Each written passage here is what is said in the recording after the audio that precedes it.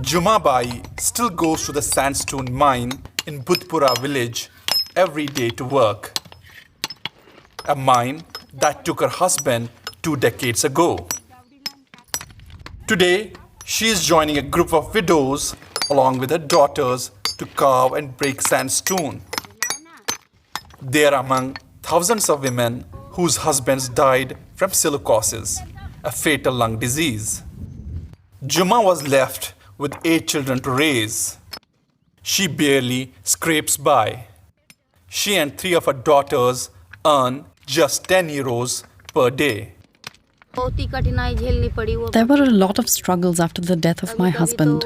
At times, there was no flour at home to cook food. We used to go to sleep hungry. When my daughters grew up, I asked them to study, but they said, "Mother, how will you feed us on your own?" So they came to work with me. Juma says she has a bad headache today, but taking time off from work is not an option. My husband got sick while working there.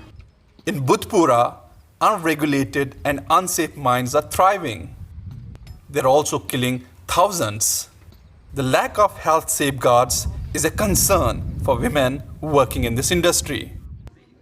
Just next to the mining site, dozens of women are gathering to get legal advice so they can claim financial compensation from the government. The widows have been fighting to get money for years. Rana Sen Gupta is checking documents and registering women's names. He and his lawyers are preparing a list of those who lost their husbands to lung disease. Mine owners face no financial penalty. They don't care if miners live or die. So the government needs to wake up because so many mine workers have died. And we cannot bear the loss of human life anymore. Outside the village, a number of mine workers who have fallen ill are looking for help at this hospital.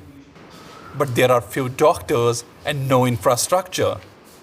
Gaurav was diagnosed with silicosis 2 years ago. He complains of severe chest pain and breathlessness. The doctor examining him says his lungs are completely damaged. Every day, we see 50 to 60 patients with respiratory problems. 50% of them are diagnosed with silicosis. This is an alarming disease. There are a number of stage 3 cases that have now turned dangerous.